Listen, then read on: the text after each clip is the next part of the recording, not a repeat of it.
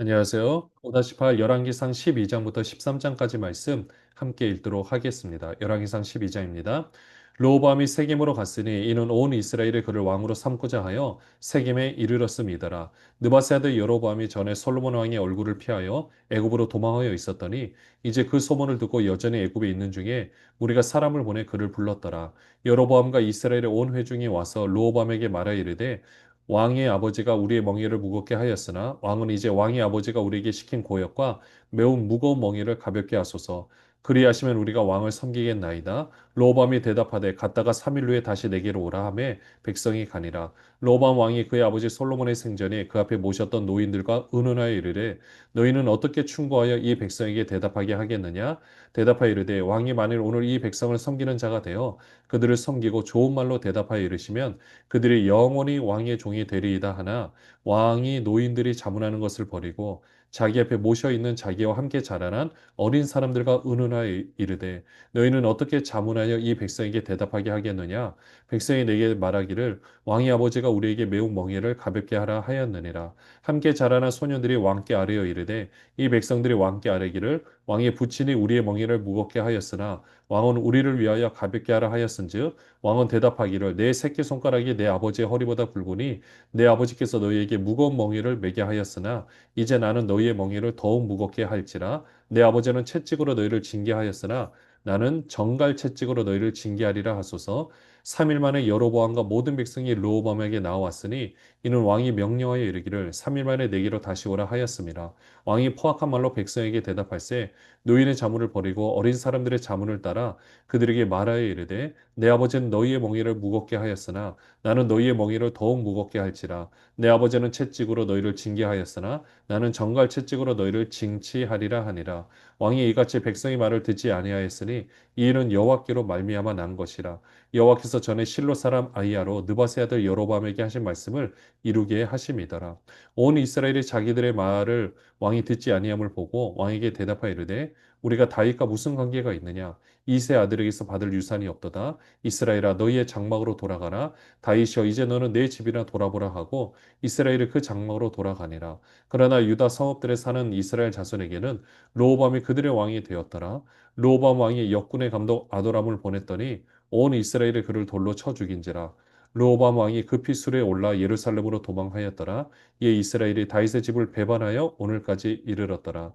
온 이스라엘이 여로보암이 돌아왔다 함을 듣고 사람을 보내 그를 공의로 청하여 온 이스라엘의 왕으로 삼았으니 유다 지파 외에는 다윗의 집을 따르는 자가 없으니라. 르호보암이 세겜으로 가서 온 이스라엘이 그를 이제 왕으로 삼으려고 했습니다. 근데 보니까 2절에 보시면은 지금 여로보암이 솔로몬의 신하였고 이제 애굽으로 지금 도망을 가 있었는데 3절에 보시면 무리가 사람을 보냈다라고 했어요. 그러니까 이제 여로보암을 이제 왕으로 세우려고 하는 어떤 움직임이 있었던 거죠. 이건 하나님의 말씀을 지금 이루고 있는 상황이었습니다. 그렇게 해서 이 여로보암과 그리고 그 이스라엘 온 회중이 이제 어떻게 말을 하느냐. 4절에 보시면은 솔로몬 왕이 우리에게 시킨 고역과 매우 무거운 멍에가 이걸 좀 가볍게 해달라. 그럼 우리가 왕을 섬기겠다. 그러니까 로범이 그럼 3일만 생각할 시간을 달라. 다시 갔다가 오라라고 이야기를 한 거죠. 그때 로밤 왕이 이제 솔로몬 시절에 있었던 신하, 그 원로들한테 충고를 이제 받아야 되는데 그것보다는 본인들이 함께 자라났던 그러니까 르호보암 왕이 자라났던 그들과 함께했던 그 젊은 신하들의 말을 듣고 이제 그 노인들의 충고를 이제 버리는 거죠.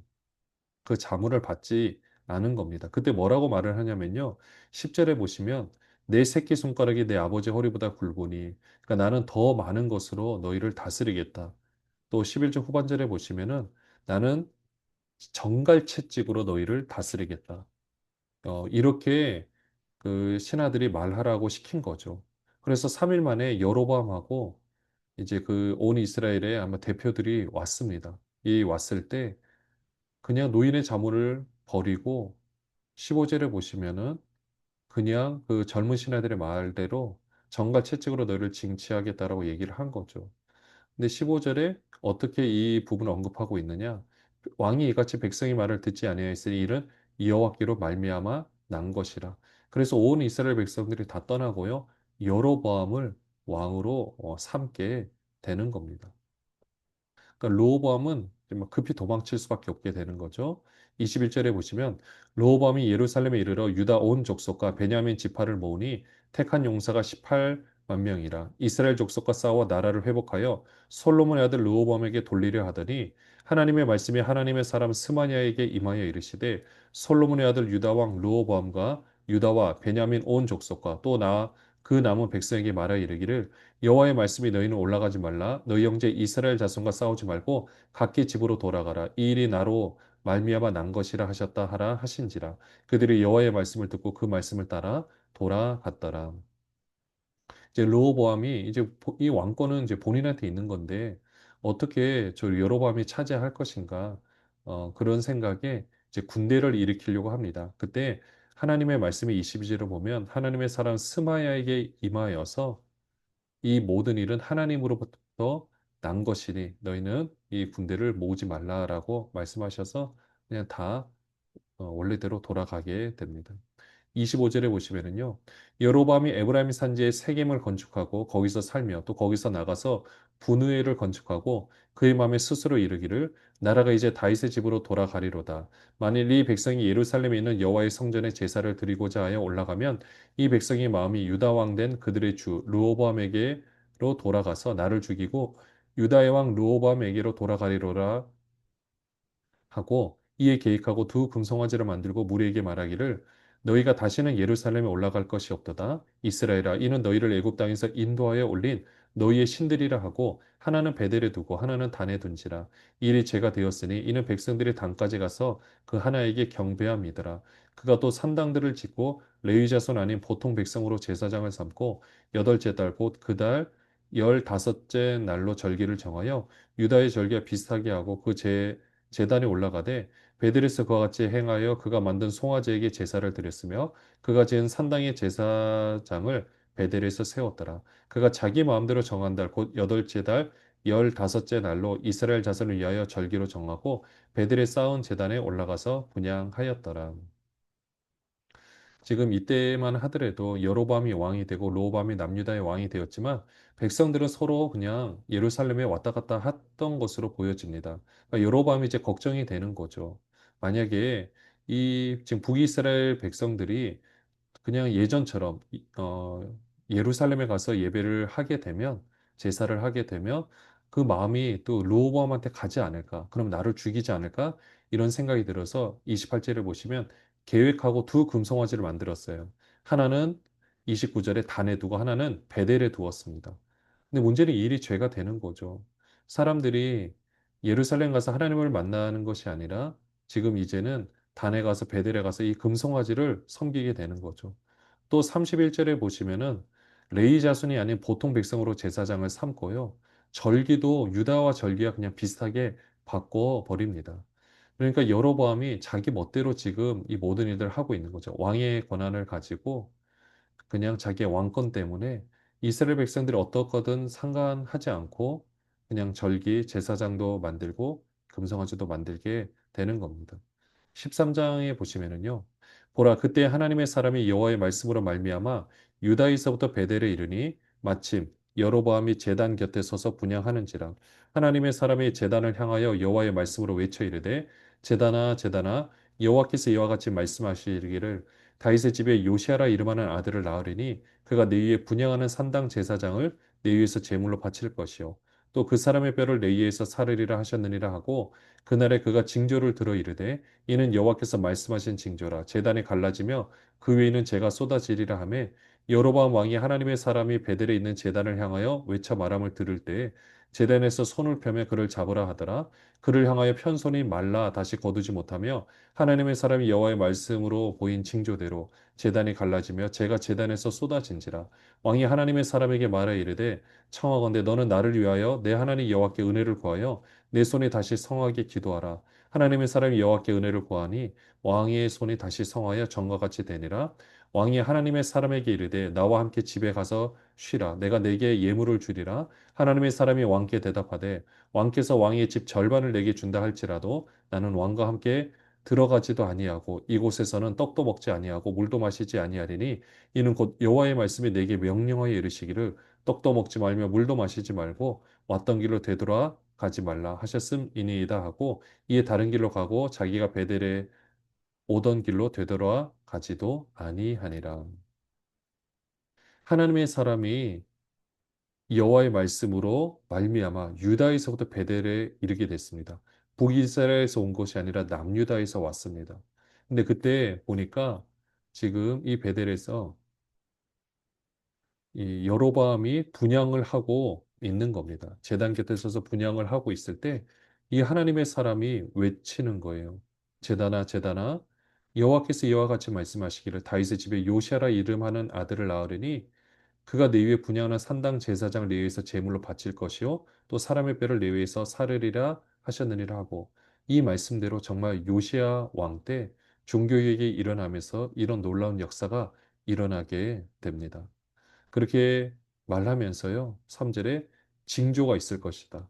바로 이 제단이 갈라지고 재가 쏟아질 것이다.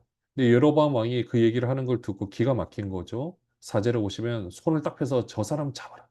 뭐 다른 말로 했겠죠. 잡으라라고 딱 했을 때 그 손이 구부러지지가 않는 거예요. 편채로 그대로 있는 겁니다. 그러니까 여로보암이 이제 꼬리를 내리고 그 하나님의 사람한테 나를 위해서 기도해 달라. 그러면 그래서 그 선지자가 기도를 합니다. 그러니까 손이 원래대로 6절에 보시면 성하여 전과 같이 된 거예요. 그러니까 왕이 이제 대접을 하고 싶고 그 사람 하나님의 사람한테 함께 가자. 내가 진짜 식사도 대접하고 내가 모든 것을 너에게 주겠다라고 했을 때 이 나라 절반을 준다 하더라도 나는 왕과 함께 가지도 않고 하나님께서 분명히 말씀해 주셨기 때문에 떡도 먹지 않고 물도 마시지 않고 가겠다라고 말을 하고 그대로 걸어가는 겁니다. 사실 이 선지자는 정말 목숨 걸고 외치고 있는 겁니다. 이런 시대 가운데 11절에 보시면은요. 베델에 한 늙은 선지자가 살더니 그의 아들들이 와서 이날에 하나님의 사람이 베델에서 행한 모든 일을 그에게 말하고 또 그가 왕에게 드린 말씀도 그들이 그들의 아버지에게 말한지라 그들의 아버지가 그들에게 이르되 그가 어느 길로 가더냐 하니 그의 아들들이 유다에서부터 온 하나님의 사람의 간 길을 보았습니다. 그가 그의 아들들에게 이르되 나를 위하여 낙의 안장을 지우라 그들이 낙의 안장을 지우니 그가 타고 하나님의 사람을 뒤따라가서 상수리 나무 아래에 앉은 것을 보고 이르되 그대가 유다에서 온 하나님의 사람이냐 대답하되 그러하다. 그가 그 사람에게 이르되 나와 함께 집으로 가서 떡을 먹으라 대답하되 나는 그대와 함께 돌아가지도 못하겠고 그대와 함께 들어가지도 못하겠으며 내가 이곳에서 그대와 함께 떡도 먹지 아니하고 물도 마시지 아니하리니 이는 여호와의 말씀이 내게 이르시기를 내가 거기서 떡도 먹지 말고 물도 마시지 말며 또 내가 오던 길로 되돌아가지도 말라 하셨음이로다. 그가 그 사람에게 이르되 나도 그대와 같은 선지자라 천사가 여호와의 말씀으로 내게 이르기를 그를 내 집으로 데리고 돌아가서 그에게 떡을 먹이고 물을 마시게 하라 하였느니라 하니 이는 그 사람을 속임이라. 이에 그 사람이 그와 함께 돌아가서 그의 집에서 떡을 먹으며 물을 마시니라. 그들이 상 앞에 앉아 있을 때 여호와의 말씀이 그 사람을 데려온 선지자에게 임하니 그의 유다에서부터 온 하나님의 사람을 향하여 외쳐 이르되 여호와의 말씀에 내가 여호와의 말씀을 어기며 내 하나님 여호와께서 내게 내리신 명령을 지키지 아니하고 돌아와서 여호와가 너더러 떡도 먹지 말고 물도 마시지 말라 하신 곳에서 떡을 먹고 물을 마셨으니 내 시체가 내 조상들의 묘실에 들어가지 못하리라 하셨느니라 하니라. 그리고 자기가 데리고 온 선지자가 떡을 먹고 물을 마신 후에 그를 위하여 낙의 안장을 지우니라. 이에 그 사람이 가더니 사자가 길에서 그를 만나 물어 죽이매 그의 시체가 길에 버림받으니 나귀는 그 곁에 서 있고 사자도 그 시체 곁에 서 있더라. 지나가는 사람들이 길에 버린 시체와 그 시체 곁에 선 사자를 보고 그 늙은 선지자가 사는 성읍에 가서 말한지라. 그 사람을 길에서 데리고 돌아간 선지자가 듣고 말하되 이는 여호와의 말씀을 어긴 하나님의 사람이로다. 여호와께서 그에게 하신 말씀과 같이 여호와께서 그를 사자에게 넘기심에 사자가 그를 찢어 죽였도다 하고 이에 그의 아들들에게 말하여 이르되 나를 위하여 낙의 안장을 지우라. 그들의 안장을 지음에 그가 가서 본즉 그의 시체가 길에 버림받았고 나귀와 사자는 그 시체 곁에 서 있는데 사자가 시체를 먹지도 아니하였고 나귀를 찢지도 아니하였더라. 늙은 선지자가 하나님의 사람의 시체를 들어 나귀에 실어 가지고 돌아와 자기 성읍으로 들어가서 슬피 울며 장사하되 혹 그의 시체를 자기의 묘실에 두고 오호라 내 형제여 하며 그를 위하여 슬피 우니라. 그 사람을 장사한 후에 그가 그 아들들에게 말하 이르되 내가 죽거든 하나님의 사람을 장사한 묘실에 나를 장사하되 내 뼈를 그의 뼈 곁에 두라. 그가 여호와의 말씀으로 베델에 있는 제단을 향하고 또 사마리아 성읍들에 있는 모든 산당을 향하여 외쳐 말한 것이 반드시 이룰 것임이니라. 여로보암이 이 일 후에도 그의 악한 길에서 떠나 돌이키지 아니하고 다시 일반 백성을 산당의 제사장으로 삼되 누구든지 자원하면 그 사람을 산당의 제사장으로 삼았으므로 이 일이 여로보암 집의 죄가 되어 그 집이 땅 위에서 끊어져 멸망하게 되니라. 11절에 보시면 베델에 한 늙은 선지자가 살고 있다라고 말씀하고 있습니다. 지금 이 여로보암이 분향을 할 때 사실은 베델에 있는 선지자가 말려야겠죠. 근데 지금 그 누구에게도 하나님의 말씀이 임하지도 않았던 것 같고 어떻게 보면은 그 영적인 암흑기라고 볼 수가 있는 겁니다. 근데 이제 그 아들들이 그 늙은 사의 아들들이 와서 베델에 있는 이 늙은 선지자한테 얘기를 하는 거죠. 하나님의 사람이 이런 일을 해가지고 여러 번 손을 못 폈다가 뭐 폈다 이렇게 얘기를 하니까 그가 어디 있느냐 어디로 갔느냐라고 하니까 어디로 갔다고. 그래서 나를 위해서 여행채비 낙의 안장을 지어줘라 라고 말하고요. 14절에 보면 따라가는 겁니다. 이게 따라갈 때 이제 그 하나님의 사람을 만난 거죠. 그래서 함께 가자. 우리 집에 와서 먹고 마시자라고 하니까요. 18절에 보시면은 그 사람이 계속 말을 이렇게 안 듣고 안 하니까 18절에 하나님께서 천사가 나도 그대와 같은 선지자인데 천사가 여호와의 말씀으로 내게 이르렀다라고 거짓말을 한 거죠. 이 거짓말을 한 이유가 여러 가지 이유가 있겠지만 어떻게 보면은 본인만의 자존심일 수도 있는 겁니다. 하나님께서는 본인한테 알려주지 않고 저 사람한테는 알려줘서 아니면은 그런 또 연륜에 대한 내가 그래도 사역을 얼마나 많이 했는데 여러 가지 그런 시기심도 있고 어떻게 보면은 그런 욕심으로 그 사람한테 거짓말을 한 것으로 이렇게 보여집니다. 그리고 가서 20절에 보시면은요. 딱 먹으려고 하니까 하나님의 말씀이 누구한테 임하냐면 그 사람을 데려온 선지자, 지금 늙은 선지자한테 임한 거예요. 그러면서 그 하나님의 사람을 책망하는 겁니다. 왜 먹지 말라라고 했는데, 마시지 말라 그랬는데 왜 여기 오느냐? 그래서 너는 내 조상의 묘실에 들어가지 못하리라. 너무 안타까운 거죠. 이런 일이 있고 나니까 이제 그 사람은 다시 원래 가던 길로 이제 떡을 먹고 물을 마신 후에 23절에 보면 가는 겁니다. 근데 가다가 결국 사자한테 죽게 되는 겁니다. 그래서 이 얘기를 또 듣고 이제 늙은 선지자가 이제 가는 거죠. 가서 보니까 놀라운 것은 사자도 길 곁에 있는데 나귀를 먹지도 않고 그 시체를 먹지도 않는 겁니다. 사실 사자는 배고플 때만 이제 사냥을 해서 먹는데 그렇게 하니까 이 늙은 선지자가 다시 그 시체를 들어서 나귀에 실어 가지고 와서 본인 성읍에 장사를 하게 됩니다. 그리고 아들들한테 부탁하죠. 내가 죽거든 이 뼈를 이 하나님의 사람 이 묘 옆에 함께 그러니까 그 안에 곁에 두라라고 부탁을 합니다. 아마 늙은 선지자는 이때 깨달았을 겁니다. 자기가 너무나 큰 잘못을 했구나. 그렇게 해서 정말 하나님의 신실한 일꾼이 이렇게 허망한 죽음을 어, 이렇게 죽게 되었구나. 이때 깨달았을 겁니다. 어떻게 보면은 이게 전체의 이스라엘의 영적인 상태라고 볼 수도 있는 거죠. 그 가운데서 이렇게 하나님의 뜻대로 행하려 하는 사람, 물론 목숨 걸고 말씀을 전해야 되는데 그래도 그렇게 전하는 사람들이 있었고 그렇게 하나님의 역사는 이루어져 갔다는 것을 보게 됩니다. 근데 그것과 상관없이 33절 후반절에 보시면은요. 이 여로보암은 자기 멋대로 계속해서 일을 하게 됩니다. 그것이 이제 집의 죄가 되어 그 집이 땅 위에서 끊어져 멸망하게 될 거라고 말씀하고 있는데요. 이후의 역사는 그 가운데서 하나님의 사람들이 계속해서 바르게 말씀을 전하고 그 역사들을 또 이루어져 가는 것을 보게 됩니다. 우리는 이 말씀을 보면서 먼저는 하나님 앞에서 바로 서 있는 것이 중요하고요. 말씀대로 살아내는 것이 중요하고 말씀대로 믿는 것이 중요합니다. 때로는 우리의 유익이나 또 때로는 우리의 어떤 안위를 구하는 삶보다도 이 말씀을 이루는 삶에 초점을 맞춰야 할 때도 있습니다. 또 그렇게 헌신하고 하나님의 뜻을 이루는 모든 분들 되시기를 주님의 이름으로 축원합니다. 기도하겠습니다. 하나님 아버지 그렇습니다. 르호보암이 이스라엘의 왕이 되지 못한 것도 하나님으로 말미암아 난 거고 여로보암이 북이스라엘의 왕이 된 것도 하나님으로 말미암아 난 것인데 많은 사람들이 침묵하고 있었습니다. 그때 하나님의 사람이 와서 외쳤습니다. 이런 모든 상황들을 봤을 때 우리도 이 하나님의 사람처럼 하나님의 말씀을 바르게 전할 수 있도록 역사하여 주시옵소서.